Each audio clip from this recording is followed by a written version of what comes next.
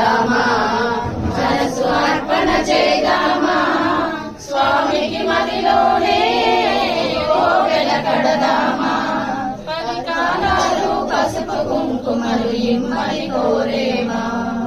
శ్రీ సత్యనారాయణుని సేవకురారమ్మా, మనసారా స్వామిని కొలచి హారతులీరమ్మా.